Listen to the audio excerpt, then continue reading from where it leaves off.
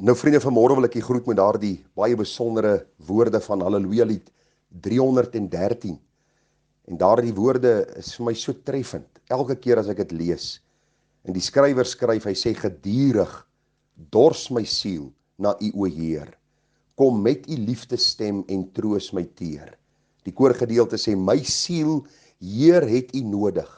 Na u verlang my hart, o seën my heiland en troos in smart. Ek wil vanmôre vir u sê, u wat hierdie oordenking luister, u honger en dors miskien na baie dinge, miskien meer geld, miskien rykdom, miskien 'n posisie in die samelewing, miskien na iemand wat u liefhet, wat u graag hulle guns wil wen, en u kry geen versadiging en blywende vreugde en ook geluk in u lewe nie. Dan wil ek jou vra, hou op soek op plekke wat geen versadiging kan bring nie. Al hierdie ander goed is tydelik van aard, verbygaande van aard en stel te leer. My gebed vanmôre vir jou en vir myself is, dat ons as hierdie pragtige Halleluja lied sal uitroep, gedurig dors my siel na u o Heer. Vriende, soos 'n hert smag na waterstrome, sê die Bybel, so smag my siel na u o God. Die oomblik wanneer ons smagting na God groter raak, as ons begeerte na enige iets anders op hierdie aarde, dan vind ons ware vreugde, ware geluk, ware blydskap. En dan sê die Bybel vir ons, dat as ons siel verlang na die Here, dan sal hy ons harte kom vertroos. Hy sal vir ons sin en doel in die lewe kom gee. Hy sal ons opbou in die allerheiligste geloof, en hy sal ons leer wat dit is om te lewe en te weet dat die lewe is Christus en die sterwe is 'n wins. Die gebed van my hart is dat die Here vir ons ryklik sal seën deur hierdie groot waarheid. Nou vriende, ons is tans besig met hierdie reeksie wat handel oor die Here Jesus Christus se koms na hierdie aarde, soos deur die profeet Jesaja voorspel. Hy sê daar in Jesaja 9 vers 5, 'n kind is vir ons gebore, 'n seun is aan ons gegee, die heerskappy is op sy skouer, en hy word genoem wonderbaar, raadsman, sterke God, ewige Vader en vredevors. Nou ons het al reeds gekyk na wat beteken die gedagte van wonderbaar. Jesus was wonderbaar in sy persoon, hy was wonderbaar in sy sterwe, in sy opstanding, sy hemelvaart ensovoorts ensovoorts. Ons het gekyk na die gedagte, wat beteken dit dat hy raadsman is? Vir u gesê, hy is die enigste bevoegde en bekwame raadsman, waarom ons raad nodig het. Ons het daarna gekyk en ook die bronne en die hulpbronne waardeur die Here aan ons raad verskaf. Ons is tans besig met die gedagte dat hy die sterke God is. Nou ons het al reeds 'n paar gedagtes bekyk. Vir u gesê, die sterke God beteken, he's the mighty God. Hy is die een wat uniek is, vriende, in sy karakter. Hy is uniek in sy persoon. Hy is onvergelykbaar. Hy is absoluut uniek in sy wese. En ons het vir u baie duidelik gesê in die reeksie wat verby is, dat hy met sy geboorte vir ons baie duidelik kom toon het. Hy is Immanuel, God met ons. Vir u gesê, hy is die enigste een wat sonde kan vergewe, harte kan ken, siekes kan gesond maak.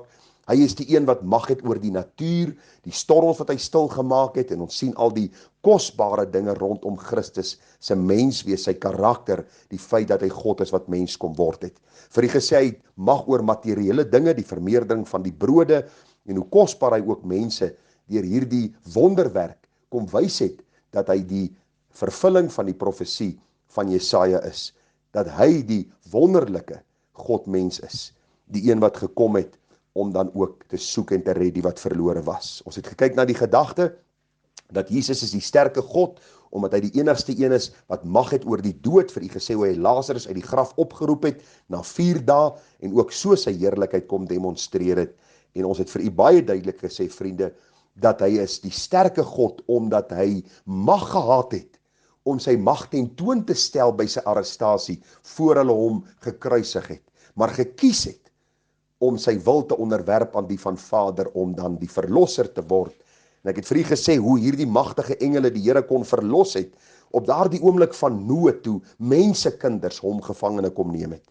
Maar hy het gekies om sy mag een kant te skuif, en vir u die baie besondere woorde van Jesaja 53:7 gelees, dat hy mishandel is, hoewel hy onderworpe was.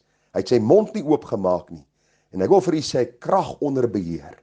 Hy was die sterke God, wat bereid was om hierdie prys te betaal, en bereid om deur mense geloon, gesmaad en gekruisig te word, sodat u en ek die ewige verdoemenis kan vryspring. Ek vra jou, en ek het jou gister gevra, ken jy hierdie Here Jesus Christus?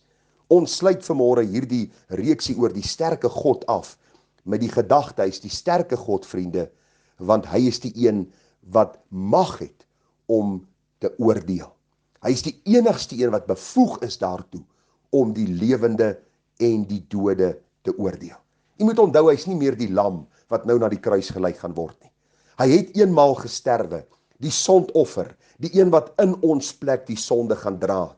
Vriende, hy het eenmaal gelei onder Pontius Pilatus. Hy het eenmaal onder hierdie Romeinse juk, het hy gaan staan, en hy was verbruisel deur hierdie mense. Die Bybel sê dat hy nie eens behoorlik die vorm meer van 'n mens gehaat het nie. Hulle het al hulle woede, en die ou vyand se woede is op Christus uitgestort, maar bo alles, luister, dit was God wat Christus verbruisel het, sodat ek en jy nie hoef in die ewige verdoemenis te beland nie. Dit was alles God se volmaakte plan gewees van ewigheid tot ewigheid. En daardeur kan ek en jy gered word.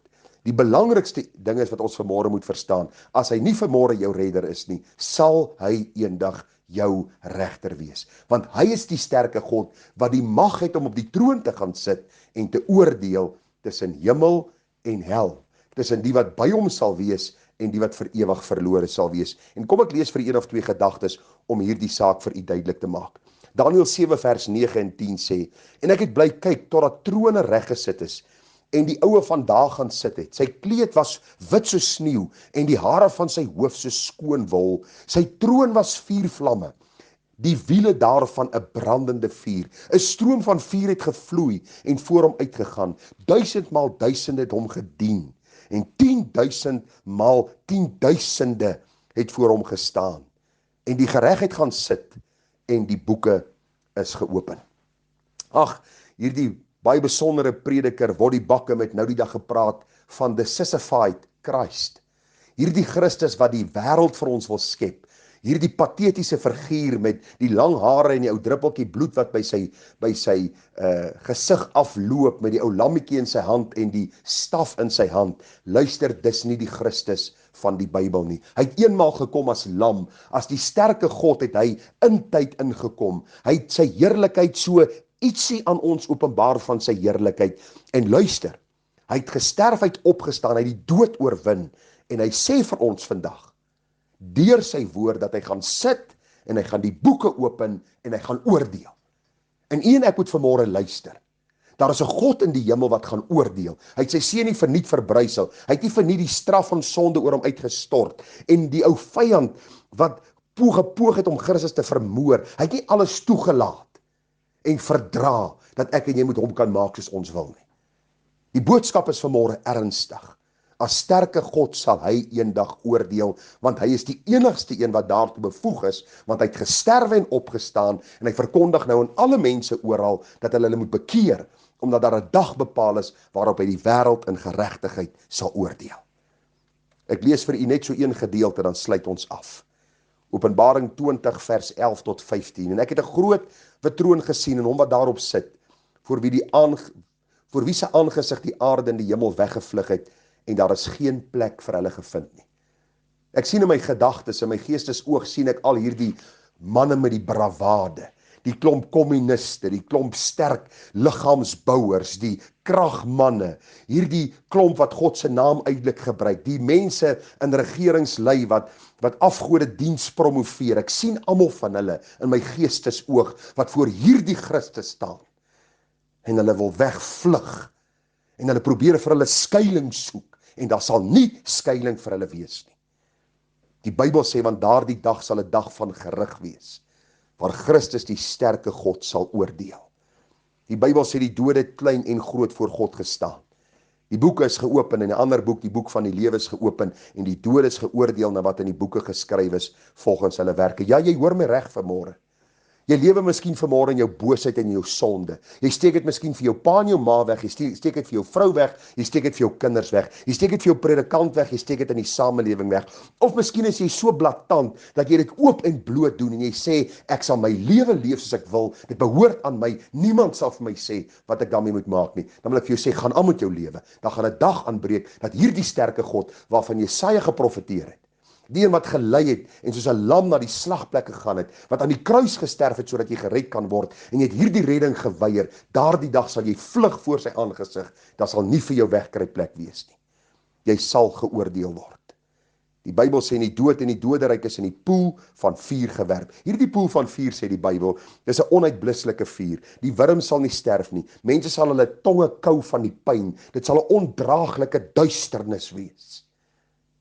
En hierdie plek is bestem vir hulle wat Christus nie ken nie. Is dit vanmôre vir jou slegte nuus? Dan wil ek vir jou sê, as dit vir jou slegte nuus is, omdat jy Christus nie ken nie. Hierdie slegte nuus kan goeie nuus word.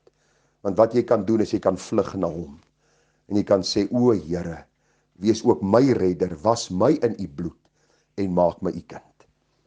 Vers 15 sê, en as dit bevind is dat iemand nie opgeskryf was in die boek van die lewe nie, is hy in die poel van vuur gewerp.